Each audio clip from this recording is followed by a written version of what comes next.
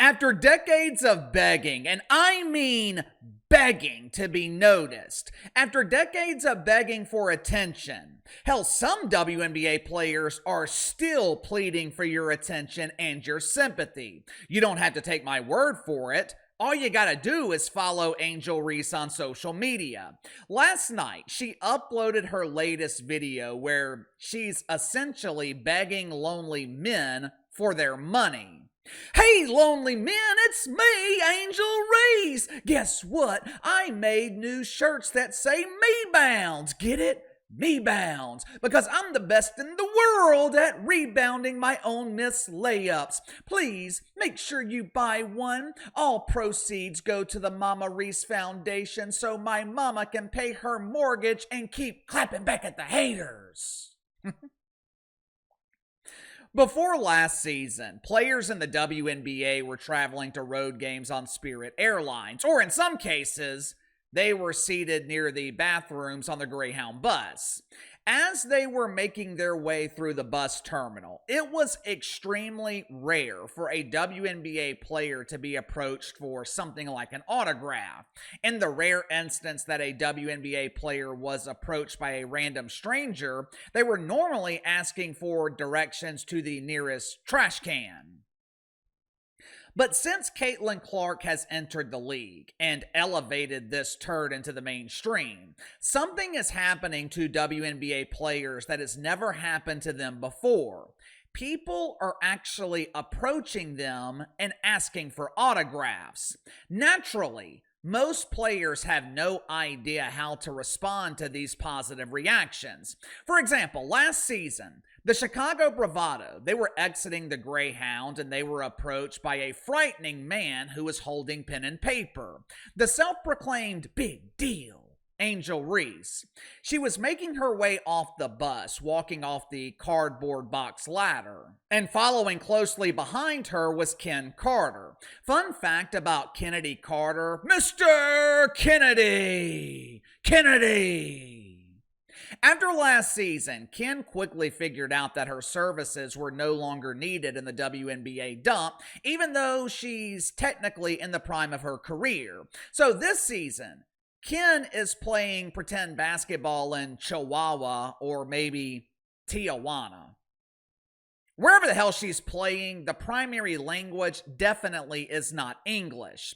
But anyway, the self-proclaimed star, she was walking down the box ladder and Kennedy Carter was following behind her. They were approached by a potentially dangerous individual who was asking questions that they had never been asked before. Hey, Ken and Barbie, can you say something to the camera while signing an autograph? This was an unusual situation for both players. It was especially unusual for Kennedy Carter since she had never been asked for an autograph before. She thought she was being asked for a polygraph to submit to a lie detector test. Angel Reese and Kennedy Carter accused the autograph seeker of mythical racism, even though the entire exchange was recorded and there was no evidence of racism. It's ironic because after decades of begging for attention, WNBA players, at least some of them, clearly are not ready for it. This league is not ready for prime time. Now this week, Kelsey Plum, she was approached by a couple of dudes outside the Red Roof Inn. For those that don't know, Kelsey Plum is the former lead plumber for the Las Vegas Anonymous Faces. Over the offseason, Roto-Rooter transferred her to Los Angeles, where she's now maintaining the facilities for the LA Sparkles. She was approached by a couple of dudes this week who were asking for autographs. Now, unlike Angel Reese and Ken Carter, who pretended to be frightened while pretending to be victims of mythical racism, Kelsey Plum had a legitimate reason to be nervous, and she proceeded to humiliate two grown men who deserved it. Make sure to like and subscribe. You can follow me on Twitter at KC_BTL84. Link to the second channel is in the description below. Yesterday on the second channel, talked about the LA Sparkles being criticized by lonely men for having the audacity to market and promote one of the beautiful women on their team. Unlike most dumps in the WNBA, the Sparkles, they play in an actual NBA arena. They have got to sell 17,000 tickets. They're having a hard time doing that because the Sparkles aren't exactly sparkling this season. So they featured one of their players in lingerie, hoping it would encourage people to buy tickets. Sounds like smart marketing to me, but woke men, they were highly offended by this misogynistic display. If you haven't already, click the link in the description below, subscribe to the second channel. Like I said, Kelsey Plum was approached by some dudes outside of the Red Roof Inn where the Sparkles are staying. I'm assuming this is the Red Roof Inn in Minneapolis because the Sparkles are in town to play the Minnesota Linkers. The Linkers also play in an NBA arena where the fire marshals never have to worry because it's normally filled to 40% capacity. This is literally Aunt Fauci's dream. When the Linkers are playing, every occupied seat in the arena is at least 60 feet apart. Kelsey the plumber is walking down the street with her backpack and a bottle of water. She also appears to be carrying something that looks like a sleeping bag.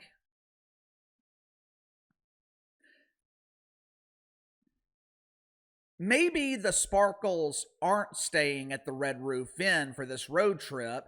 Due to budget constraints, maybe the WNBA booked them a nice campground. I mean, it kind of makes sense. The weather is nice in Minneapolis this time of year. Plus, the WNBA can save money, and at nighttime, WNBA players can look into the sky to see what real stars look like. All kidding aside, the lovely Kelsey is making her way to the hotel when she is approached by a couple of dudes. And by a couple of dudes, I mean grown-ass men. My inside sources have been unable to identify them, but I'm guessing they're probably virgins. These dudes have gigantic books in their hands filled with collector's cards featuring WNBA players.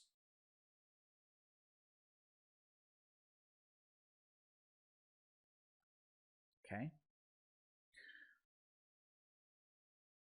They approach Kelsey Plum asking for an autograph, and Kelsey is rightfully skeptical. Matter of fact, she's turned off. Watch for yourself. The bus was right here. Going 2 hotels here. Yeah. Don't y'all Yeah. find that kind of weird? Low-key? Like low-key, come on. A little, but Okay. I'm really turned off right now. I'm just a fan though. I know, I appreciate that. You sign one, you put my name on it. I'll Awesome. sign one. That's what I get you on that one. Yeah. Keep killing it this year. Appreciate that. Believe it or not, Kelsey Plum is being heavily criticized by lonely men and so-called fans of the WNBA for rejecting one of their own. This is outrageous! These women have been begging for our attention. We finally give it to them, and like every other woman we approach, they reject us. It's so unfair. Why are women so repulsed by my presence? Oh!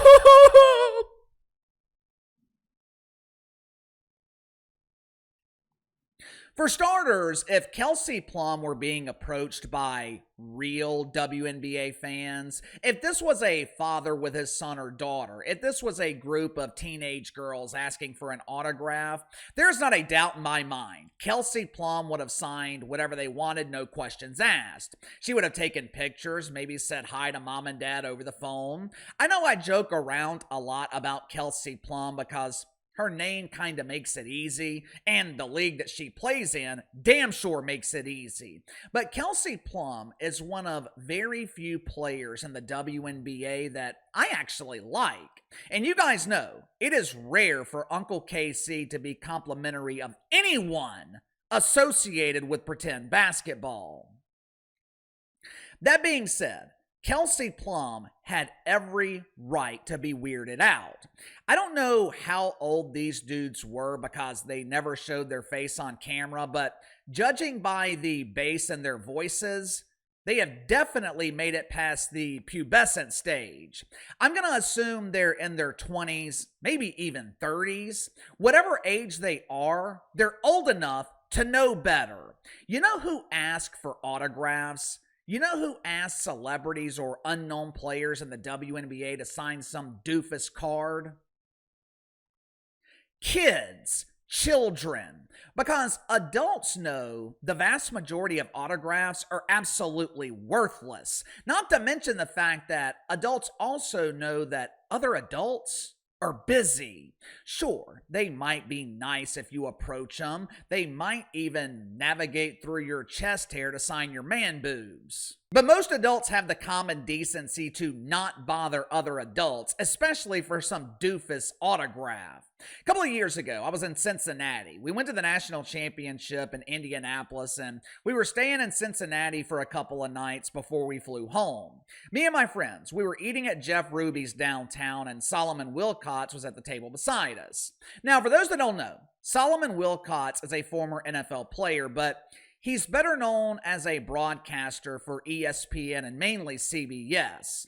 He called NFL games for CBS with Ian Eagle through the 2000s. Now, when he walked in, we immediately noticed who he was, but we never said anything to him because we didn't want to bother him while he was eating dinner. At one point, he overheard us talking about the Georgia-Alabama game that we went to in Indianapolis. He started talking to us about it. We talked about the NFL and other things for maybe 15, 20 minutes. Then we went our separate ways. He was a cool dude, nice guy, but if he hadn't approached us, I never would have said a word. I damn sure wasn't going to run up to him like a groupie, asking him to sign my collection of football cards. Why? Because I don't have a collection of football cards because I'm a grown-up. These dudes who approach Kelsey Plum, they're either looking for an autograph so they can sell it and make money, or they just need to grow up. Either way, you don't want to be one of those dudes. Don't be the guy approaching someone on the street, especially a woman, asking for an autograph. I promise you're not doing yourself any favors. But give me your thoughts on this. Two dudes who are old enough to know better approach Kelsey Plum asking her to sign their basketball cards. Kelsey Plum immediately rejects them and probably wonders if they spend all of their welfare on OnlyFans. Was Kelsey Plum right in her reaction, or should she appreciate fans and being recognized?